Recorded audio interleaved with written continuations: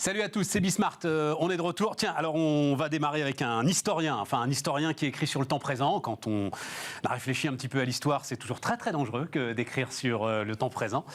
Mais bon, là, c'est autour d'Elon Musk, tout ça. Enfin bref, Luc Marie va nous raconter ça. On va donc démarrer avec Elon Musk, invente notre futur, on va rentrer... Alors, en fait, on va découvrir un truc, c'est que sa vraie passion, c'est quand même la conquête spatiale, quoi. C'est pas l'automobile, voilà. Mais on va en parler, Luc. On va en parler ensemble, tranquillement, en démarrant. Ensuite, de quoi on parle? Ah oui, rapport de gestion de crise, très intéressant, autour d'OVH. Vous vous souvenez, l'incendie des data centers à Strasbourg. La spécialiste de la communication de crise, Emmanuel Hervé, a fait une sorte d'audit de la façon dont OVH avait géré cette crise. C'est super intéressant. Ensuite, toujours nos aventures industrielles. Et puis, on terminera avec l'orthographe. L'orthographe atout capital. C'est assez spectaculaire, les chiffres pour notamment les commerciaux, entre ceux qui maîtrisent l'orthographe et ceux qui ne le maîtrisent pas. Voilà, ce sera la fin de l'émission. C'est parti, c'est Bismart. Donc, on démarre avec Luc Marie. Bonjour Luc. Bonjour Stéphane. Donc, historien prolifique. Historien prolifique, oui, un espèce de nomade du temps, pourrais-je dire. Je vais de Vauban au Romanov, en passant par Hannibal, le Marie Stuart, enfin des personnages qui ont marqué vraiment l'histoire. Alors, il a cette dimension-là, Elon Musk? Eh bien, j'estime que c'est un acteur incontournable de l'histoire en marche, en fait. Parce que pour moi, le futur et le passé sont étroitement liés. C'est quelqu'un qui veut innover pour sauver le monde et changer le futur. Alors, c'est ça. Et c'est ça qui m'intéresse chez lui, son esprit pionnier, son esprit de découverte, parce que je me suis intéressé beaucoup aux des grands conquérants de l'histoire, Hannibal, Alexandre le Conquérant, Jules César, etc. Et pour moi, il a réveillé... Son histoire ressemble quelque peu à une épopée militaire. Épopée militaire faite d'échecs, ce sont toujours des grandes batailles qui mènent... Oui, mais Luc, vous êtes historien. Oui. Elon Musk, on en parle depuis quoi? Même pas 10 ans. Oui, mais je sens, lui... quand même pour... C'est un pari. C'est un pari que je fais. D'accord. Je pense que le XXIe siècle sera le siècle de Musk, comme le XXe siècle a été celui de von Braun, le père des fusées Saturne V, vous savez, qui a mais avant ça, le père des fusées V2, c'est ça Des V2, oui, c'était un nazi. Au cœur de l'armée allemande. Il faut le dire, oui. Et Moreau, c'est un habile mélange entre Walt Disney, la fantaisie de Walt Disney et la rigueur scientifique de von Braun. Mais c'est un personnage qu'on en fait peu. Il y en a un par génération comme cela. Ah, à ce point-là. Ah oui. Vous y mettez je ça. Je pense qu'on en reparlera de Musk. Vous savez, c'est la première biographie que je fais sur Musk, mais d'autres me suivront. Des vrais. Enfin, d'autres en ont fait avant vous. Hein. Ah oui. Non. Mais d'ailleurs, sans doute dans l'écriture quasi-industrielle, c'est quelque chose de positif dans mon esprit. C'est un compliment. Voilà, c'est un compliment que je vous fais.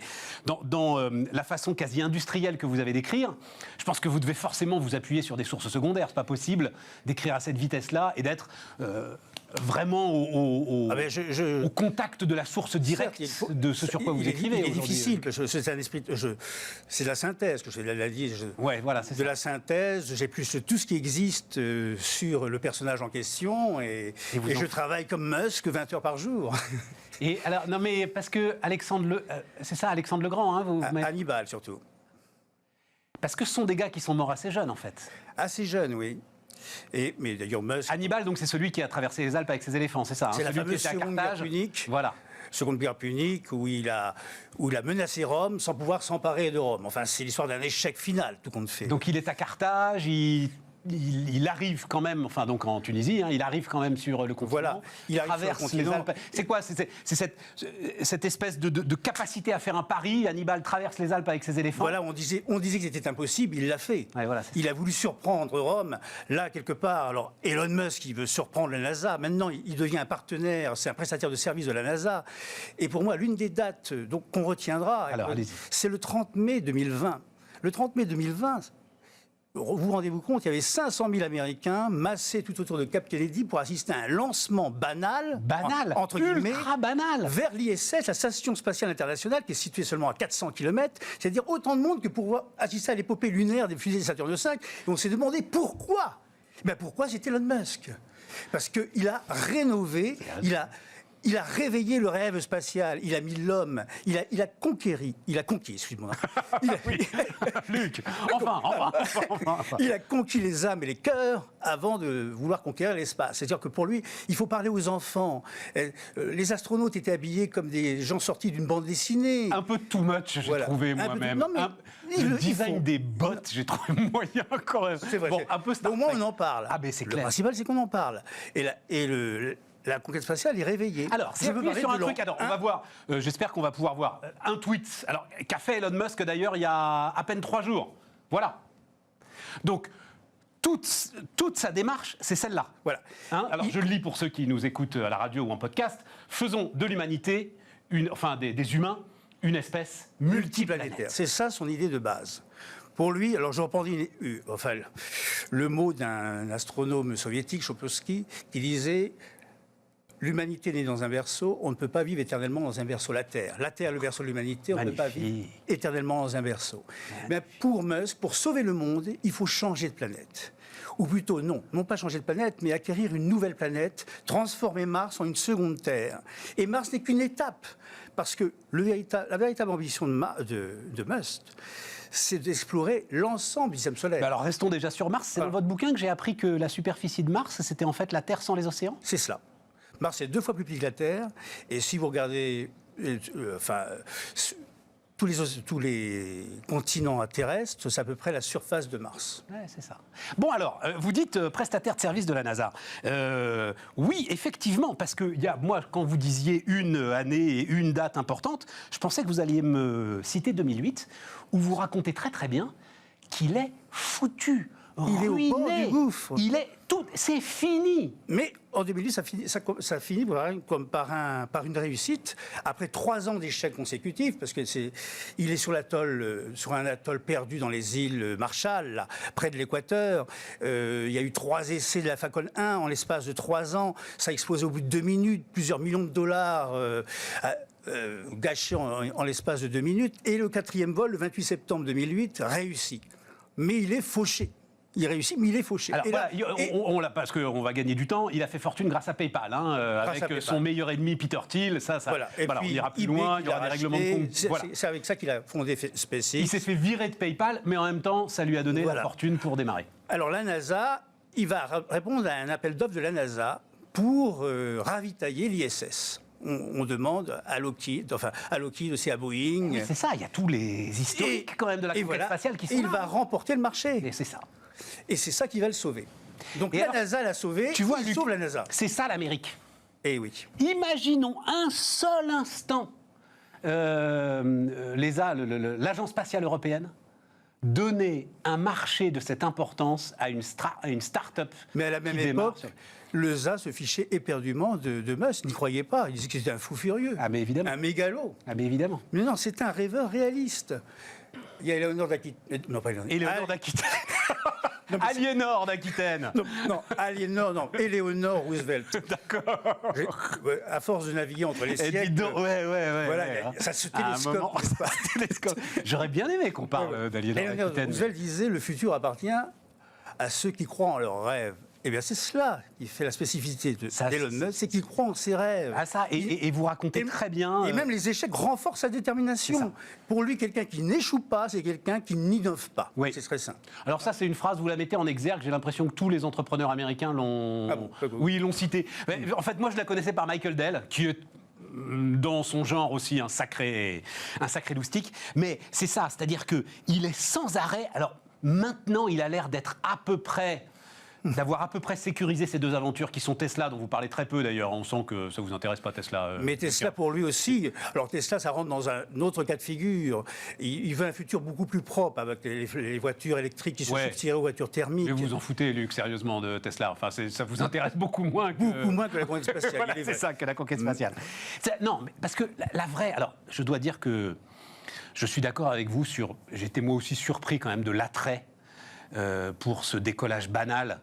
C'est ça. Pour faire rien d'autre qu'un Paris-Lyon, quand même. C'est ça, oui.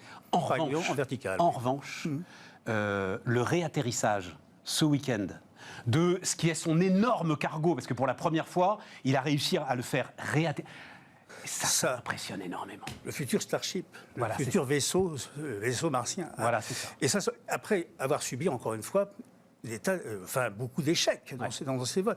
Et c'est ce qui fait encore la spécificité d'Elon Musk, c'est de toujours y croire, quoi qu'il arrive. Alors, Luc, ces fragilités, quand même. Le gars a l'air quand même très, très instable. Oui.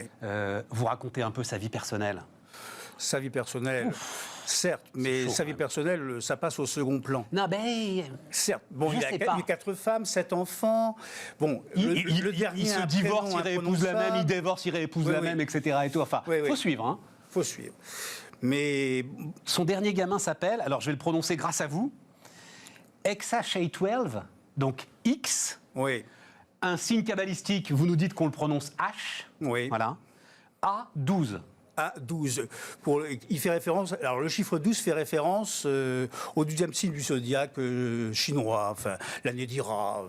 Voilà. Et puis. Le gars s'appppellera XH, et puis il peut passer, pourquoi pas. Il y aura un diminutif, certainement. Un diminutif, XH12. Mais là aussi, je voulais en revenir, c'est avec l'espace, c'est qu'il a inventé aussi non seulement, on peut dire qu'il est le créateur d'une révolution spatiale, mais aussi sociétale. Je ne sais pas, mais si vous voyez à Hawthorne, tout le monde, tous les métiers, que ce soit les soudeurs, les mécaniciens, les ingénieurs, etc., travaillent sous le même toit. Et ils ne font pas appel à des sous-traitants. Tout est fabriqué sur place. Ouais. C'est-à-dire les ordinateurs, les coques des vaisseaux spatiaux, les panneaux solaires, etc., les injecteurs, les turbopompes, tout est fabriqué sur place. Comme s'il était déjà dans un vaisseau spatial où il fallait être autonome. C'est ça qu'il a inventé aussi, l'espace autonome. Alors, mais ça, c'est pas votre sujet, mais c'est pour ça que je vais remettre la couverture du bouquin de Michael Valentin, si on peut mettre... Alors, je ne sais pas si vous avez eu le temps de le lire. Michael Valentin, qui, il y a quelques années, a écrit sur le modèle Tesla, et maintenant a écrit, il y a à peu près un an, un bouquin qui s'appelle Hyper Manufacturing, et qui, lui, s'intéresse justement à la disruption. Pour lui, on parlera du teslisme, vous le voyez sur la couverture du bouquin, comme on a parlé du toyotisme. C'est-à-dire que c'est un nouvel ère industrielle, exactement en ce que vous venez de décrire, Luc, c'est-à-dire l'injection de tous les procédés de start-up, donc une autonomie très grande aux équipes, une débrouillardise permanente, une capacité à se réinventer, à se renouveler, à changer de modèle de fabrication. Une camaraderie aussi dans l'effort et dans l'échec. Alors camaraderie, oui et non, c'est-à-dire que quand ça se coud quand même, voilà. On l'avait vécu. Il exige énormément, il exige autant de lui que des autres. Mais il veut les gens persévérants, disciplinés, ponctuels. Il ne supporte pas les gens qui arrivent en retard, qui font des pauses inexpliquées, etc. Donc pour lui, il ne faut jamais démissionner, c'est cela. Est-ce que vous ne croyez pas qu'à un moment quand même, donc fragilité, c'est-à-dire ce que vous venez de décrire, le gars est quand même effectivement psychorigide, on se souvient de cette interview surréaliste au New York Times. Là, oui. Il y avait tout. Oui, mais enfin, quand vous êtes capable de tels chocs de dépression comme ça, parce que c'était un choc dépressif, il a besoin de trouver son Eric Schmidt, c'est-à-dire celui qui... à côté de Larry Page, Sergey Brin chez Google, a donné sa véritable dimension industrielle à Google. Lui aussi a besoin à un moment de trouver son véritable DG, non ? S'il est Batman, il a besoin de trouver Robin, vous ne croyez pas ? Mais je veux dire, tous les hommes, il est humain avant tout. Il est humain, on ne peut pas... on peut pas le taxer de mégalomanie. C'est un rêveur avant d'être un industriel, un techno-entrepreneur. C'est un autodidacte aussi. Tout à fait. C'est un autodidacte, il a des diplômes, mais c'est pas un surdoué de ce côté-là. Non, il était même mauvais à l'école, vous racontez. Non, mais à l'école... ça l'intéressait pas. Il était martyrisé aussi, parce qu'il est né en Afrique du Sud, on a oublié de le dire. Il a grandi en Afrique du Sud au moment de l'apartheid. Il était le souffre-douleur de ses camarades, parce que déjà à l'époque, il parlait des énergies renouvelables, etc., dans un pays qui privilégie l'espace minier, etc. Il est d'abord parti au Canada. Alors vous dites pour échapper à la conscription. C'est ça, pour échapper au service militaire. Pour échapper au service militaire. Il a fait des petits métiers au départ. Il a même été nettoyeur d'une chaudière dans une scierie à raison de $18 l'heure. Donc 4 mois, je crois. Il a tenu. Il a tenu le choc 4 mois. Et vous dites, ça a été très très riche pour lui de leçons à retenir. Voilà, donc ces mois d'incertitude ont renforcé sa détermination. Et un dernier mot, rôle très très important de son frère, hein, vous insistez beaucoup. Kimball, avec qui il a fondé sa première société, Zip2, une espèce d'annuaire téléphonique en ligne. Et ensuite, PayPal, son frère l'a accompagné les 10 premières années de sa vie. C'est marrant parce que vous savez, ce truc-là, Kimball, l'annuaire téléphonique en ligne, je me suis dit, donc j'avais noté le 95. En 95. Il avait 24 ans. Et c'est là où quand même, mesdames, messieurs, il faut qu'on réfléchisse sur ce qui nous est arrivé à nous. Parce qu'en fait, Elon Musk et son frère inventent un truc qui s'appelle les pages jaunes et que nous, on a déjà sur le Minitel. C'est-à-dire qu'à l'époque, la France est technologiquement en avance sur ce que sont en train d'inventer les... C'est ça. Et les start-upers qui découvrent Internet, en fait, parce qu'ils découvrent Internet. Mais Internet, à ce moment-là, c'est la préhistoire d'Internet. Exactement. D'ailleurs, pour lui, on est toujours dans la préhistoire de l'espace, de la conquête de l'espace. Mais ce qu'il veut pour l'avenir aussi, alors son grand dada, c'est de réconcilier le respect de l'environnement avec la technologie. Ouais. On peut croire au progrès technologique et croire au progrès écologique. C'est ça aussi son grand cheval de bataille, vous voyez. Vous lirez tout ça, les amis. On va remettre un coup sur la couverture donc, du livre de Luc Marie, historien, Elon Musk, le génie de la Silicon Valley, l'homme qui invente notre futur. Merci, Luc, invité de Bismart. On repart, les amis, on repart avec Emmanuelle Hervé, fondatrice du cabinet EH&A, c'est ça, Emmanuelle? C'est ça, absolument, Emmanuelle Hervé et associée. Ah, je me disais qui est A, c'est j'adore. Donc, Emmanuel, gestion de la crise OVH. Donc, 9-10 mars 2021, un incendie qui détruit complètement un data center d'OVH à Strasbourg et qui en abîme et qui a un gros impact sur un deuxième data center. Tu as analysé, est-ce que c'est ton job, hein, il faut le préciser, voilà, la communication de crise. Oui. La façon Mais alors, juste pour être clair au départ, OVH n'est pas ton client, hein? Non, sinon je ne me permettrais pas d'en parler, voilà, c'est ça. Bien entendu. Hein, on regarde, c'est tout très transparent d'ailleurs, hein, sur ton site, on a tous tes clients. Voilà, du coup, c'est vraiment un regard totalement... en dehors en fait de la situation. Donc moi j'ai pas de copains à l'intérieur, je ne sais pas ce qui s'y passe, c'est vraiment ce que j'en vois du dehors. Alors, voilà. Et après, on va rentrer dans les détails. Il y a énormément de détails, c'est très, très intéressant. Mais est-ce que tu considères que c'est un modèle de communication de crise ? C'est pas mal par rapport à ce qui existe et des exemples d'ailleurs récents de catastrophes industrielles. C'est quand même une step. Alors, qu'est-ce qui fait la force et justement l'efficacité de cette communication de crise ? Je précise juste un chiffre parce que tous ces chiffres ils sortent de ton site et du papier qui a été écrit, qui est très intéressant. Tu as quand même 3,5 millions de sites en Europe qui sont mis hors ligne par cet incendie. Oui. Ça veut dire une masse de parties prenantes. Et une quantité de surcrise derrière absolument phénoménale, parce que même si OVH Cloud, c'est pas mon client, j'ai eu des clients en conséquence, en fait, en effet domino dans les jours qui ont suivi, de gens qui avaient tout perdu, en fait. Voilà. Et donc, ce qui est absolument formidable, en fait, dans cette gestion de crise et gestion de la communication de la crise en particulier, alors il faudra distinguer les deux, parce que la gestion de crise, c'est pas lui qui l'a faite, c'est les pompiers. Hein. Donc, après... Enfin, c'est les pompiers pendant 5 heures, oui, après, c'est lui qui le fait. Après, oui, mais enfin, il met en route ses plans de continuité d'activité, etc. Et il non, mais alors rentre dedans, parce que... prenons-le par ce bout-là. Parce que tu dis en gros, on va y venir, tu dis en gros, il y a un défaut d'Octave Klaba qui communique directement, notamment sur Twitter, qui est le patron, le fondateur qui communique directement, c'est qu'il est ultra technique. Ouais. En gros, on ne comprend rien à ce qu'il dit. Il faut être très franc, voilà. Et tu dis, il y a un souci, il y a peut-être un défaut, c'est que justement, le travail de dingue de l'ensemble des équipes qui sont au charbon pour remettre en route et pour aller essayer de récupérer des données perdues, celui-là, on ne le voit pas. Alors, on le voit justement dans la partie technique, quand il explique comment est-ce qu'il est en train de faire migrer les choses et comment est-ce qu'on va pouvoir s'en sortir, etc. Mais là, c'est trop technique. Il aurait pu être peut-être un peu plus dans le remerciement en fait, de ses équipes, le remerciement des pompiers, ce qui se fait habituellement. Mais là où il est excellent, c'est cette prise de parole qui est incarnée, donc c'est lui qui parle, qui est immédiate, qui est transparente, et l'utilisation des réseaux sociaux. Donc, il ne dépend pas de la presse. Parce que souvent, vous envoyez un CP, puis un communiqué de presse, et puis vous attendez de voir qui va le prendre, Est-ce qu'ils vont le prendre en totalité, une partie? Est-ce qu'il va y avoir une demande d'interview ou pas? Lui, il bypasse tout le monde et en fait, il fait sa com, mais tout seul, en fait, vers toutes ses parties prenantes, que ce soit les autorités, ses clients, sa communauté, et il s'adresse en fait à sa communauté, qui est une communauté de tech. Et il est obligé de le faire parce que eux connaissent dans les détails j'ai envie de dire, les prérequis pour avoir un data center. Et je pense qu'il a là-dedans 2 enjeux principaux. Il y a un énorme enjeu qui est évidemment l'enjeu de la mise en bourse, qui a été évidemment retardé. Il faut là aussi préciser ça, c'est que c'est vrai, c'était pas officialisé, hein, mais il y avait des rumeurs d'une volonté d'OVH de... on était à 2 jours de l'annonce, je crois, hein, donc quand même un enjeu majeur, un enjeu de souveraineté. L'État compte sur lui, l'Europe compte sur lui, c'est le leader européen du cloud. Donc en fait, en face des GAFA, on n'a que lui, donc on compte sur lui quand même. Enfin, ça a été dit, redit, il a des soutiens politiques immenses, etc.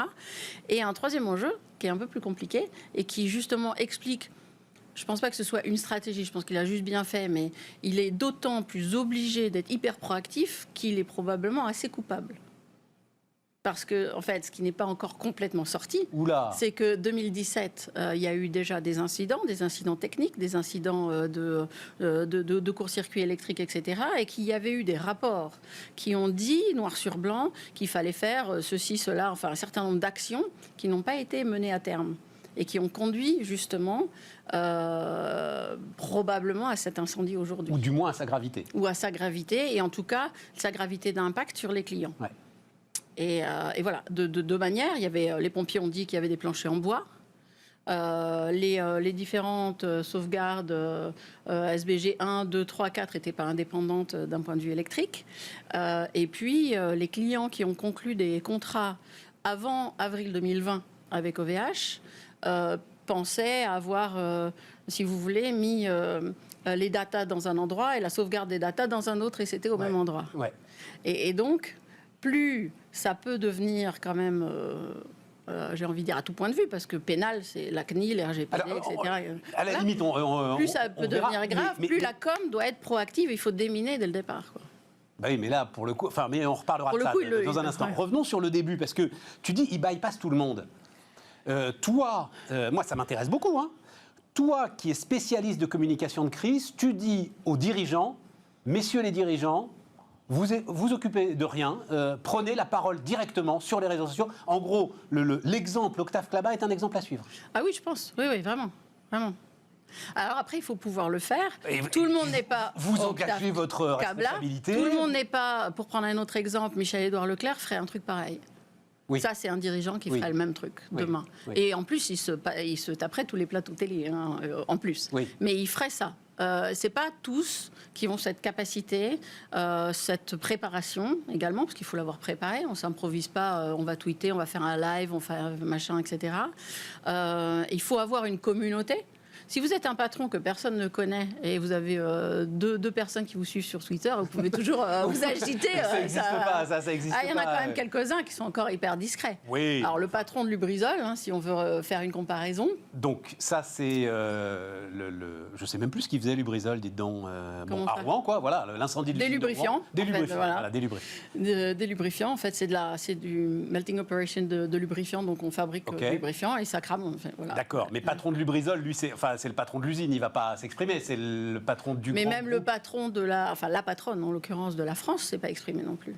Elle a mis très très longtemps et elle a fait un film interne hyper processé, machin, je ne sais pas, 1 mois plus tard. Non, du tout. En fait, le tweet de Lubrizol, c'est un tweet qui... c'est un premier tweet qui est à 14h30 à peu près, alors que l'incendie est à 2h du matin, qui émane des États-Unis via l'Angleterre et qui est un tweet qui est de la comfy pure.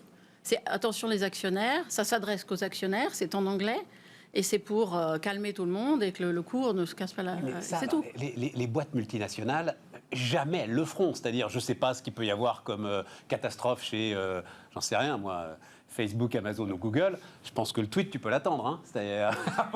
Oui, ça va être... Oula, tu vois, 2 ans après, tu as peut-être un signal. Alors, quoi.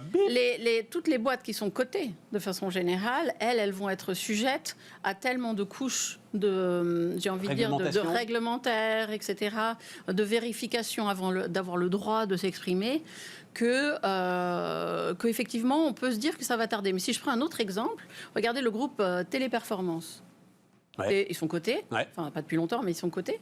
80 pays, 350 000 personnes, enfin quand même numéro 1 mondial des call centers. Ouais. Je pense que Daniel Julien serait capable immédiatement de prendre la parole. Immédiatement. Il vit en Caroline du Nord, lui, je crois, maintenant. Hein. Il vit aux États-Unis. Entre les States et la Grèce, oui. Mais lui, il pourrait le faire. C'est une question de personnalité. Tu es en train de nous donner une nouvelle différence entre les boîtes dirigées par leurs fondateurs, des boîtes d'entrepreneurs, et puis des boîtes dirigées par des managers. Et des employés. Respectables. Voilà. Et qui n'ont pas la même liberté d'expression. Oui, mais c'est ce que dit Taleb dans... comment ça s'appelle son dernier bouquin ? Le type qui a écrit Le Signe Noir. Oui, non, mais je vois très bien. Antifragile, le dernier... Peu importe, il dit quoi ? Sauver sa peau. Risquer sa peau. Et en fait, il fait toute son analyse sur les gens qui prennent des décisions parce que c'est leur truc, ils risquent leur peau, et les autres. Et c'est ça, en fait, qui se passe. Donc, tu dis, je reprends, rationalité, empathie, disponibilité, transparence. Ouais. 4 points clés. Oui. Et en plus... Alors, en crise, on appelle ça ETA. Tu sais, comme les non, je ne sais pas, moi, c'est pour ça que tu es là. Empathie, transparence, action, ETA. Empathie, transparence, action. Et en plus, il se filme, Octave, et il marque... Et donc, en plus, il est crevé. Et on voit la tête qu'il a, quoi. Le mec, on est dans le vrai. Charbon, mais qu'est-ce qu'on va aller tirer sur l'ambulance, en fait ? Là, il démine complètement. Il démine les critiques, il démine tout. Il est là, il donne de l'info au fil de l'eau, il en redonne, il met à jour ses infos. Mais tu dis quand même discours trop technique, c'est-à-dire que... ça dépend de sa cible. Le gars qui dirige son site, oui, mais... Madame Michu, elle n'a pas besoin... Non, mais c'est pas Madame Michu. Elle n'a pas besoin d'entendre... Tu as 16 000 entreprises clientes. C'est du B2B. Oui, mais non. Sur les 16 000 entreprises clientes, les gars qui ont des sites de e-commerce classiques, ils n'ont pas de DSI. Non, c'est clair. Eux, ils ont rien compris. Mais il a besoin de protéger sa réputation dans sa communauté également. C'est un petit peu pour faire un autre parallèle quand vous avez une cyberattaque chez n'importe qui, Tartampion, etc. Enfin, il y en a 3 par jour, donc voilà. Vous avez une cyberattaque, vous avez besoin de vous occuper de vos parties prenantes internes, qu'est-ce que je dis à mes employés, qu'est-ce que je dis à machin, etc. Mais il faut aussi absolument tout de suite parler à la communauté. Des techs, des SI, des RSSI, je ne sais pas quoi, des cyberspécialistes. Parce que c'est eux qui vont diffuser et qui vont dire ok, c'est bon, c'est bien géré là dans cette boutique, ou alors bon, alors là, ok.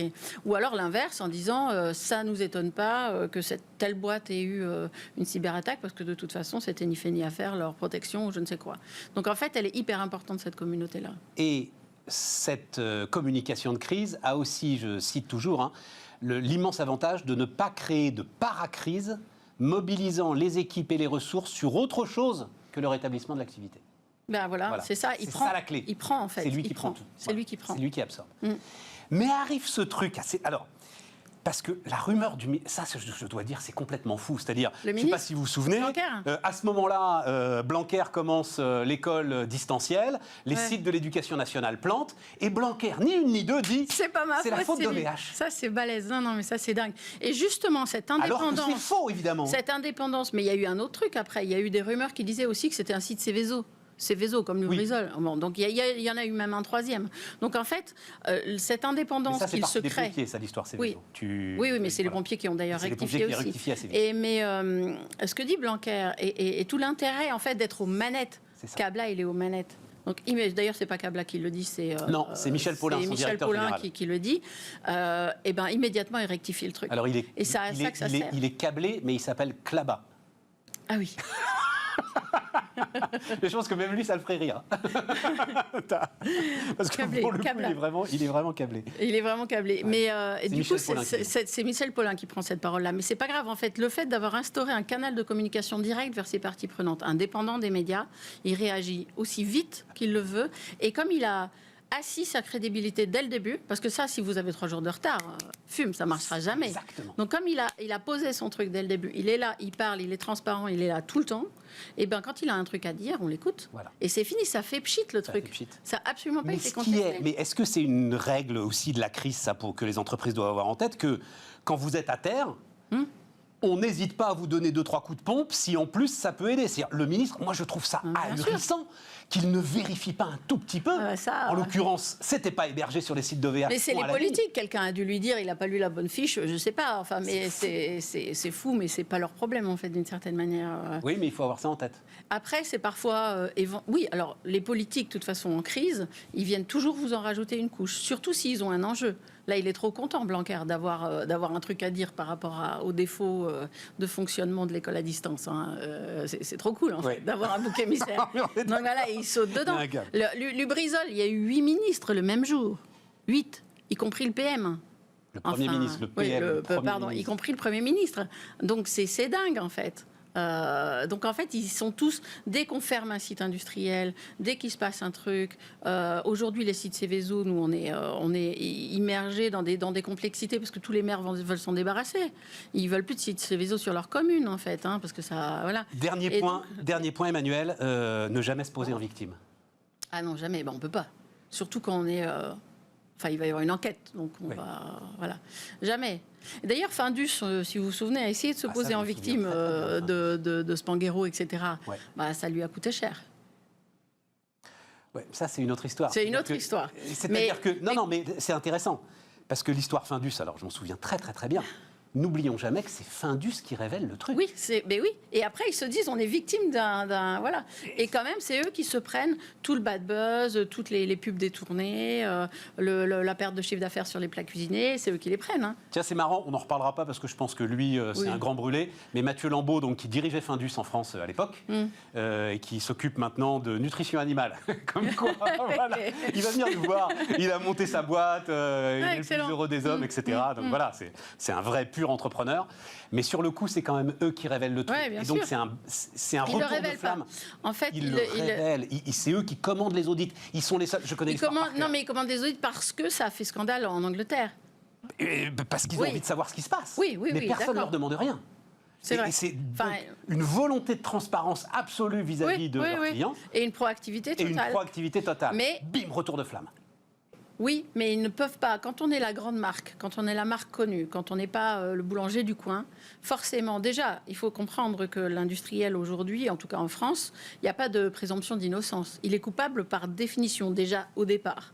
Bon, donc en plus, quand on est le grand capital et qu'on est la marque connue, etc., de toute façon, vous aurez tort. Donc si vous vous posez en victime, mais ça ne marche pas, en fait, comme posture. Le bouc émissaire ne marche pas non plus. Findus, le grand capital, on aura tout entendu quand même. Le moyen capital. Le moyen capital. Non, mais dans l'esprit des gens, tout ça, c'est les grandes marques, c'est les... Voilà. Exactement, tout ça, c'est pareil, en fait. Voilà. Bon, à bientôt Emmanuel. J'ai adoré ce moment. Emmanuelle Hervé, donc fondatrice de Emmanuelle Hervé et associée, EHEA, était notre invitée sur Bismart. Merci.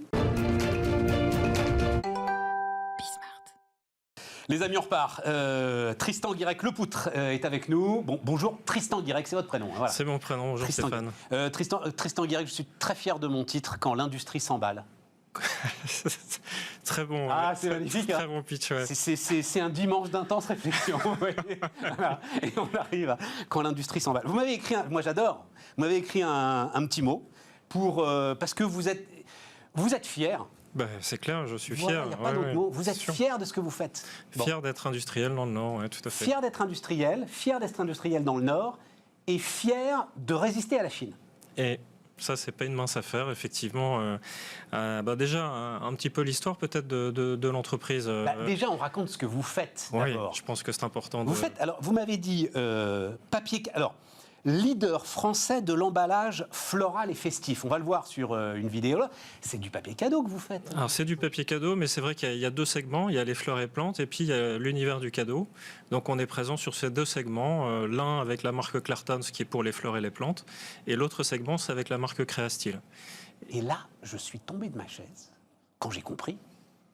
parce que je vous ai invité avant de comprendre ce que vous faisiez, parce que je trouvais ça génial, votre message, donc peu importe, à la limite. Merci, c'est gentil. C'est que pour moi, le papier cadeau, effectivement, c'était une totale commodité.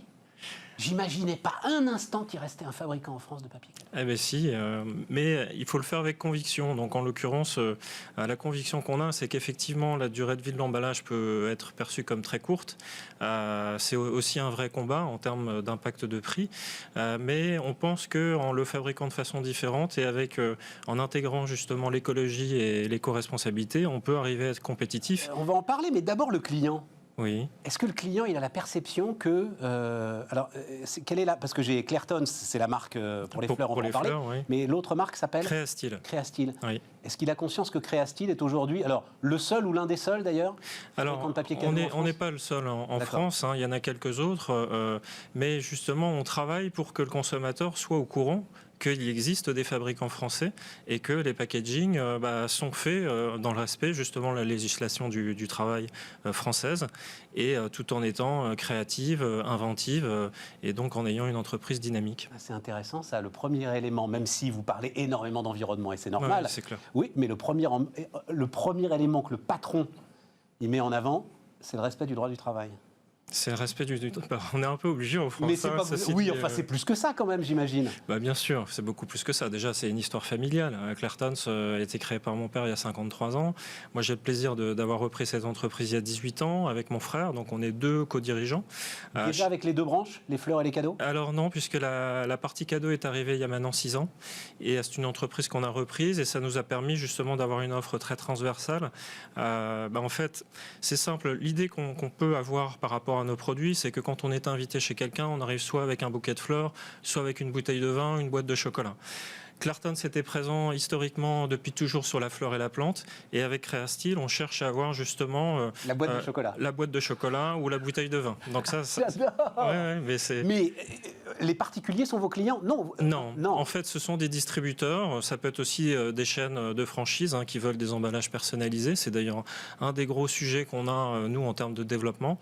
Mais c'est souvent des distributeurs qui revendent après à des boutiques qui elles-mêmes revendent aux particuliers. Et qui elles-mêmes emballent ou à la fin des fins, le particulier va quand même acheter un rouleau qui est sorti des usines de Roubaix? Il achète plutôt en fait un cadeau qu'il va offrir. Ouais, c'est ça. Nous, c'est du B2B et presque encore 2B. On n'est pas directement en contact avec le consommateur final et on cherche en fait à faire la promotion des plus produits qu'on a, d'abord au distributeur qui après le communique à son client. Et c'est compliqué de trouver... C'est compliqué de trouver le cheminement pour arriver jusqu'aux clients de nos clients. C'est ça. Mais voilà, c'est ce qu'on fait. Et puis on peut le faire maintenant de façon plus facile et rapide avec les réseaux sociaux. Vous savez, Tristan Guirec, je vais vous rassurer, mais enfin ou pas d'ailleurs, parce que ça s'est mal fini. Le plus gros objet industriel du monde avait le même souci que vous. Le plus gros objet industriel du monde, c'est l'Airbus A380. Ouais. Tous les gens qui montaient dans l'Airbus A380 en sortaient, en redescendaient en disant « quel avion extraordinaire ». C'est juste. Sauf que ce n'est pas les gens qui achetaient l'avion, c'était les compagnies aériennes. Oui.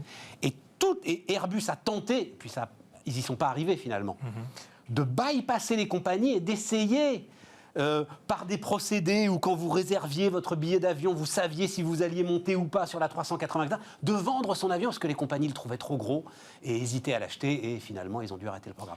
Mais c'est un sujet en fait qui est au cœur de toutes les démarches industrielles. Mais je pense, moi personnellement, avant de reprendre l'entreprise familiale, j'étais dans le secteur de la grande distribution, grande consommation, produits de grande consommation.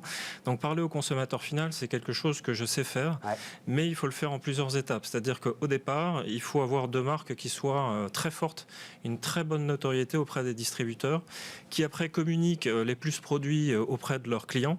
Et le consommateur final est un acteur, on le sait, donc il peut se renseigner sur la provenance des produits, comment est-ce qu'ils sont fabriqués. Maintenant, justement, grâce au digital, on arrive à communiquer de plus en plus au consommateur final, et ce qui permet, je pense, à terme, d'avoir une demande encore plus forte sur nos produits. Et c'est ce qui nous anime, en fait. C'est-à-dire que le marketing va au-delà de juste nos clients. On cherche à capter aussi les clients de nos clients et, à terme, je pense, d'ici 4 ou 5 ans, le consommateur final. Là, il y a en ce moment des petites applications. Alors, il y a évidemment Yuka, mais Yuka a été très dans l'alimentaire. Ils veulent se développer justement sur l'impact socio-économique, voilà, on va le dire ça, environnemental, social, etc. Il y a des petites applications. C'est-à-dire, quand vous flasherez le code barre, vous aurez un impact environnemental. Oui. Ça va être une arme pour vous très, très importante, ça. Je pense que par oui. rapport à ce qui vient de Chine. Je pense que c'est sûr que par rapport aux produits de Chine, surtout avec l'impact du Covid en 2020, il y a clairement un recentrage vers le fabriqué français, vers une possibilité de savoir comment sont faits les produits. On ne considère pas que le papier cadeau est stratégique quand même. Alors, nous si. Après, pas à ce point-là, quoi. c'est notre métier. Oui, c'est votre métier, Mais si, parce que en fait, je vais même aller plus loin, Stéphane. Je suis sûr que vous allez être capable. Oui. Je vais même aller plus loin. En fait, on sait que l'emballage, il est indispensable. C'est-à-dire qu'il y a certains consommateurs qui disent il faut se passer de l'emballage, il faut du zéro déchet, etc. C'est vrai. Nous, on a une conviction, c'est que l'emballage est indispensable. Pourquoi ? Parce qu'il permet de sublimer la valeur du cadeau. L'emballage est esthétisme, il est émotion, voire même les études qu'on mène montrent qu'il contribue à donner une part de soi. Quand on offre un cadeau, c'est une part de soi qu'on offre à l'autre.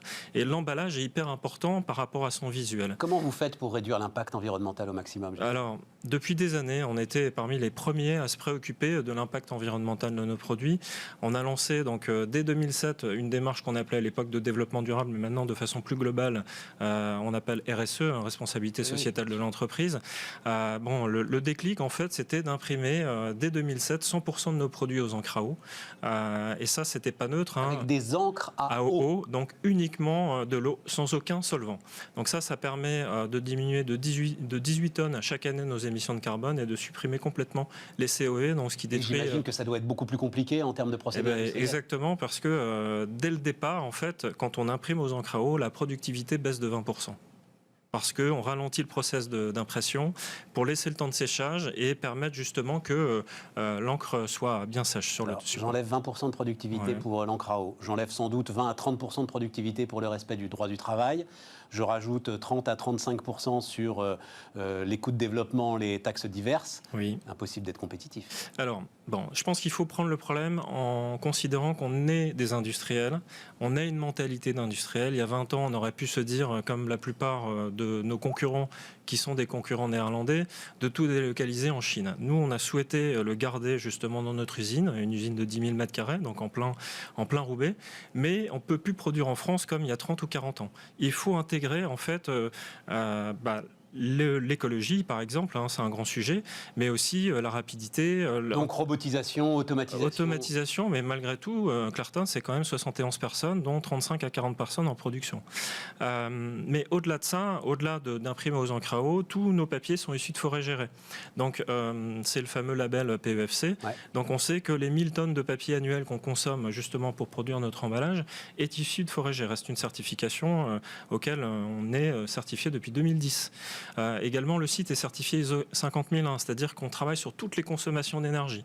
On a baissé nos consommations de gaz de 40%, nos consommations d'eau de 50%, et en même temps, on vient d'implanter là en décembre 2020 600 m² de panneaux photovoltaïques sur nos toitures de façon à diminuer de 10% notre consommation électrique. Et un mot des fleurs, parce que si quand même, alors sur les paquets cadeaux, effectivement, j'aime beaucoup tout ce que vous avez dit, mais sans doute pour les fleurs, il n'y a pas de doute. Moi, et d'ailleurs, dans les emballages que vous proposez, certains, évidemment, contiennent de l'eau. Oui. Et donc là, oui, là, il faut bien... Alors, on s'arrête d'offrir des fleurs. Voilà. Et ça, effectivement, on imagine que c'est en Hollande que se retrouvent les plus grands clients et que se retrouvaient les plus grands concurrents. Oui, c'est clair. Et c'est là où vous dites tout est parti en Chine. Y compris pour ces éléments qui doivent être plus techniques, j'imagine, tout à fait. Les cadeaux. Pour vous donner un exemple, on fait 15 millions d'euros de chiffre d'affaires. 65% de ces 15 millions est réalisé avec des produits qui sont fabriqués en France.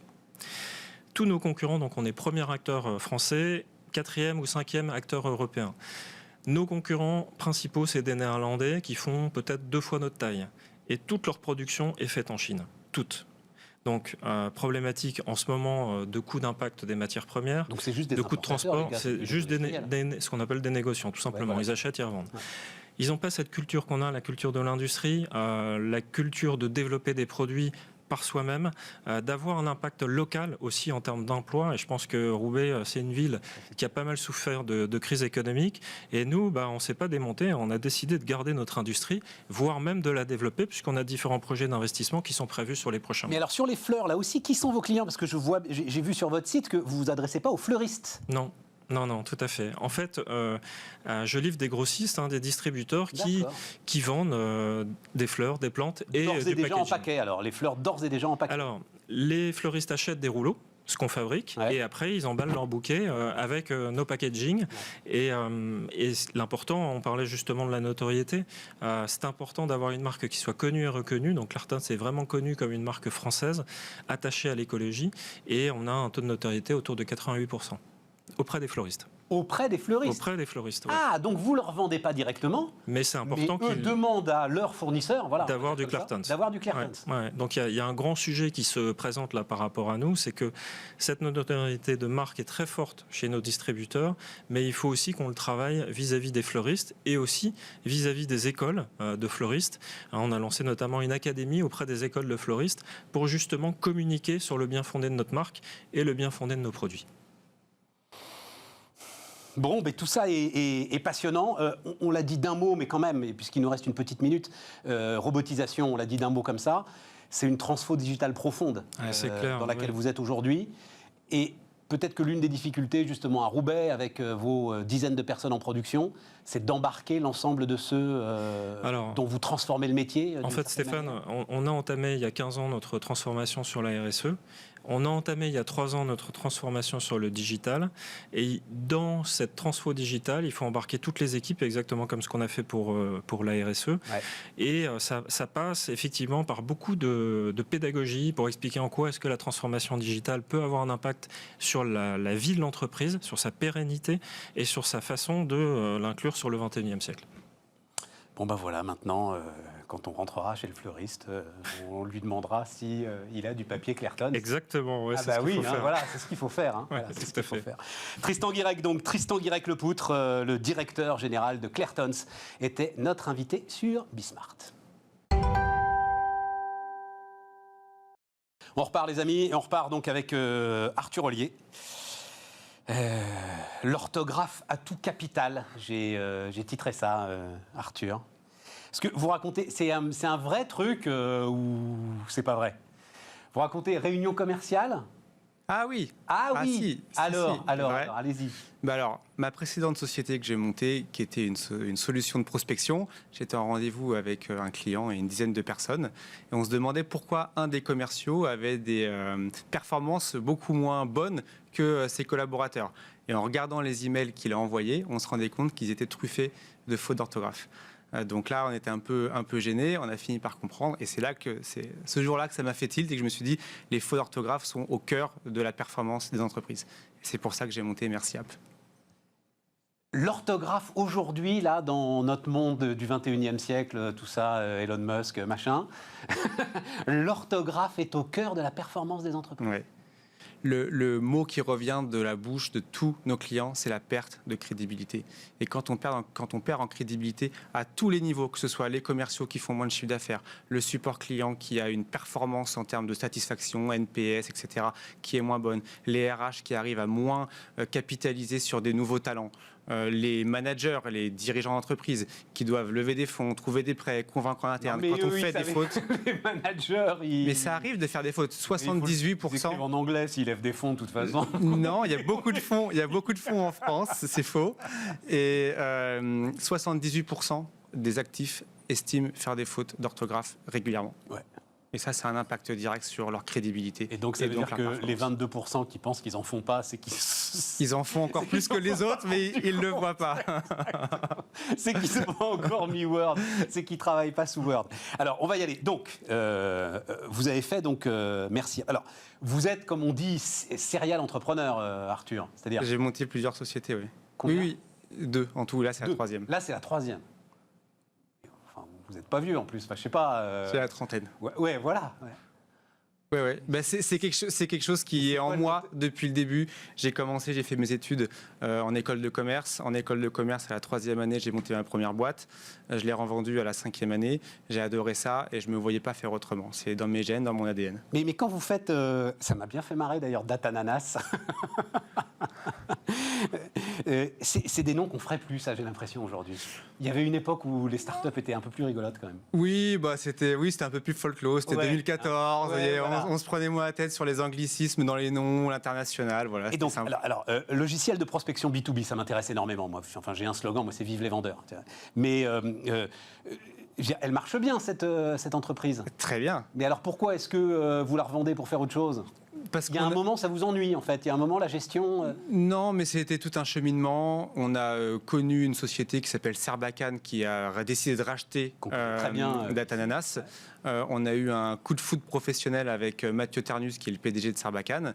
Et en fait, nos activités étant très complémentaires, ils ont décidé de racheter Datananas. On a fait une super transition. Et Mathieu est d'ailleurs au board de Merci App. Donc, tout se continue au fur et à mesure et on garde des liens très forts. Et ça confirme ce que, enfin maintenant, j'ai une certaine expérience des entrepreneurs, à quelques exceptions près, oui d'accord, on en trouve toujours, mais à quelques exceptions près, un entrepreneur qui rentre dans un grand groupe, une fois, comme vous dites, la transition faite, il ne peut pas rester. Quand c'est dans notre ADN, je pense que c'est très compliqué de rester. Ouais. On a toujours une idée qui traîne, on a toujours envie de repartir au charbon de l'entrepreneuriat et ça a été mon cas. Oui. Et alors encore un truc comme ça, ne vous inquiétez pas, on va parler de Merci App, mais une idée qui traîne.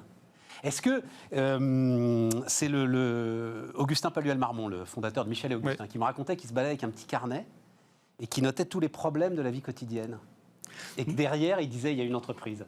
Oui, j'en suis pas là, mais c'est vrai qu'au quotidien, nos cerveaux sont en ébullition permanente. Et en fait, on a cette chance, c'est de se dire qu'on arrive maintenant à faire passer d'une idée à une vraie entreprise. Quand on l'a fait une fois ou deux fois, en fait, c'est tellement beaucoup plus simple, on a tellement appris que quand on a une nouvelle idée, on ne peut pas s'empêcher de se dire mais en fait, en 6 mois, je pourrais déjà faire ça, quoi. Et donc, on repart au charbon. Alors, pas trop, parce qu'on ne peut pas en monter 15 non plus, ce n'est pas notre métier. On doit bien les faire développer et les maintenir. Mais c'est vrai que c'est permanent. Alors, pourquoi ce cheminement ?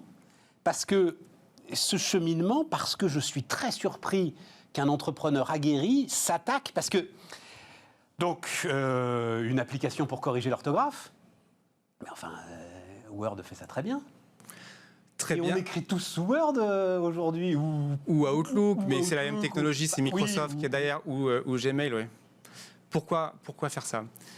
Notre mission, c'est d'aider les 300 millions de francophones à ne plus faire de fautes d'orthographe, à écrire avec plus de style et plus rapidement.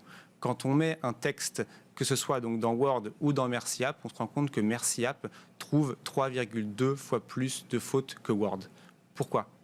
Parce qu'eux, ils sont basés uniquement sur de l'intelligence artificielle, ce qui est bien, et ça marche, et on en fait aussi, mais pas que. Donc, on a de meilleures performances et on trouve plus de fautes. Donc, quand on écrit dans Outlook ou dans Word, les collaborateurs continuent de faire des fautes d'orthographe et perdent en crédibilité. C'est pour ça qu'ils installent Merci App et qu'on est en forte croissance aujourd'hui. Attends, j'ai demandé à la parce qu'ils nous ont envoyé là, une petite vidéo, donc... Paul a défini un programme qui a retenu l'intention du jury, l'intention évidemment pas l'attention. Exactement. Ça, Word par exemple, ne le corrigera pas. Non. C'est ça. Attention et intention. Ouais. Ah ouais, très très bon exemple. Les pléonasmes, les paronymes. Il défendra son projet original et aura peut-être, là c'est un petit tiret, bon c'est pas très grave ça. Oui, c'est gentil, mais... Ouais, c'est gentil. Hein, l'opportunité de pouvoir accéder à la... L'opportunité de pouvoir, c'est un pléonasme. Ouais. Donc, en fait, et aura peut-être l'opportunité d'accéder. Exactement.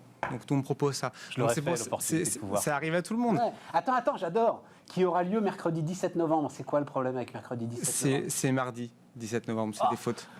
Et ça, Merci App va le corriger. Oui, bien sûr. Au sein SAIN, bon ça, ok, d'accord. Et Paul était d'ailleurs très content de nous avoir vus, là, accord grammatical basique aussi, mardi dernier. Basique pour certains. Oui, mais on fait de plus en plus de fautes au quotidien. Les nouvelles générations cette faute-là aussi. Non, mais ça, on va en parler, mais cette faute-là aussi, Word la corrige. Nous avoir vu l'accord de participe passé. Pas toujours. Pas toutes. Toujours. Non, pas toutes. Et alors pourquoi vous y arrivez quand eux, ils n'y arrivent pas ? Parce que j'ai la chance de m'être associé avec des professionnels de l'écrit qui font ça depuis les années 90. J'étais pas encore né qu'ils avaient monté leur boîte. Et donc depuis 30 ans, ces passionnés, donc, qui sont mes associés actuellement, ont passé avec une équipe de 10 ingénieurs et linguistes 30 ans à mettre en place des moteurs de correction d'orthographe, de grammaire, et c'est la grammaire dont il est question principalement en français, c'est le plus complexe, de typographie et de style. Donc, de style, c'est le fameux exemple qu'on vient d'avoir où j'ai acheté un petit coffret, on ne dit pas un petit coffret, c'est soit un coffret, soit un coffre, ou un petit coffre. Tous ces pléonasmes-là du quotidien, on permet de les éliminer et d'avoir une expression écrite qui est limpide. Et est-ce que vous devez vous amuser à ça, à passer Balzac ou Flaubert dans Merci App? On l'a pas fait, non. Ah, il faut le faire, ça doit être sympathique. Mais on a des maisons d'édition qui sont clientes chez nous, Flammarion, Gallimard, etc., qui utilisent notre technologie. Ils ne sont pas clients de Merci App directement, mais ils utilisent notre technologie. En marque blanche, alors? En marque blanche, exactement. On a beaucoup de grands journaux quotidiens qui le sont également. Parce que nos moteurs sont vraiment extrêmement puissants. C'est pour ça qu'on arrive à faire aujourd'hui mieux que ce qui existe dans Outlook et que les entreprises décident massivement de s'équiper. Il y a aussi Reverso qui est sur votre il y a aussi Reverso, domaine d'excellence avec le formidable Théo Offenberg mais qui est comme vous. Il y a une passion quand même, non, autour de... À la base, oui. On ne peut pas faire ce métier sans être passionné par la langue. Moi, je me suis pris de passion pour ça depuis maintenant 1 an et demi, que je suis dans le dur et que j'apprends au quotidien. C'est passionnant. Je ne sais pas ce qu'était un paronyme, je ne sais pas ce qu'était un homophone. Je ne sais pas ce que c'est. Un homophone, c'est son... Non, un paronyme. Le paronyme, je ne sais plus. En revanche, l'homophone, c'est un mot qui se prononce quasiment pareil. Par exemple, le bracelet qui a été enfui dans le sable. C'est ça. Au lieu de enfoui. Ou l'attention ou l'intention tout à l'heure dans ton exemple. Ce sont des mots qui sont très proches à l'oral, mais qui ont une différence. Homophone. Ou paronyme. Homophone. Et un paronyme, je le trouverai pour la prochaine fois. Ça doit être des paronymes, ça doit être des significations. Bon, on va... On regardera. Demain, je vous dis ce que c'est. La prochaine fois, on ne va pas attendre la prochaine fois. Hein. Demain, je vous dis. Ça se dégrade, enfin... En fait, tu sais, cette fameuse phrase-là, je ne sais pas de qui elle est d'ailleurs, la science des imbéciles. L'orthographe, c'est la science des imbéciles. Il y a un peu de vérité là-dedans, quand même. Il y a un peu de vérité, mais en fait, c'est discriminant, je trouve, de le formuler comme ça. On fait de plus en plus de fautes et les nouvelles générations en font de plus en plus. Et est-ce qu'on ne va pas apprendre à vivre avec, d'une certaine manière Ça dépend à quel point. En fait, il y a des petites fautes qui peuvent passer, mais en fait, quand le gap est trop élevé, trop grand, et qu'on comprend de moins en moins ce que la personne veut écrire, c'est très problématique. C'est pour ça que attention et intention, c'est sans doute un très bon exemple, parce que là, c'est le sens qui est transformé en profondeur. Exactement. Alors, d'abord, le modèle économique, qui paye Merci. Alors, on a un modèle qui est 100% gratuit pour les collaborateurs qui en ont besoin à titre personnel. Et s'ils ont des besoins plus avancés, on leur permet d'avoir un modèle payant à 8 € par mois et par collaborateur, dans lequel il y a des fonctionnalités supplémentaires. Mais ça, c'est une offre pour les entreprises. Exactement. Mais je pense aux étudiants là, qui sont en révision, ils vont... qui écrivent leurs mémoires. Ils écrivent, là, ils sont en train de pondre leurs pages, que leurs parents lisent le soir en se grattant la tête parce qu'ils n'ont pas le droit d'oublier des fautes. C'est gratuit pour eux aussi. On a une offre pour eux, exactement, qui est une offre gratuite et qui est adaptée à leurs besoins. Et l'évolution derrière naturelle vers la traduction, par exemple, c'est quelque chose qui vous intéresse ? La traduction, pas directement. Par contre, ce qui nous intéresse, c'est de vous aider à comprendre le sens de la langue. Et un jour, on vous permettra de dialoguer avec votre téléphone portable. Et votre téléphone portable vous comprendra pour de vrai. Et là, c'est un projet technologique qu'on porte chez Merci App, qui va au-delà de la correction d'orthographe et qui va beaucoup plus loin technologiquement. C'est-à-dire qu'aujourd'hui, on comprend ce que vous essayez d'écrire dans le sens où on vous relit et on vous corrige vos phrases. Demain, on comprendra le sens de ce que vous voulez écrire et donc on permettra un dialogue homme-machine. Et donc là, on rentre dans les dimensions sur lesquelles sont Amazon, Google, etc. Tous les GAFA essayent de craquer ce problème uniquement à partir d'IA. Sauf que leur IA, elle est forte d'un point de vue mécanique. Donc ils arrivent à utiliser des supercalculateurs. Mais nous pensons que nous avons d'autres armes en plus de l'IA. On n'est pas du tout contre l'IA. Au contraire, c'est un outil formidable qui est un outil technologique. Mais en plus de ça, on a une patte linguistique qui nous permet d'avoir encore d'autres théories à exploiter sur ce challenge de la compréhension du sens de la langue. Donc à bientôt alors. À bientôt. Arthur Ollier est donc le fondateur de Merci App sur Bismart. Les amis, on se retrouve demain.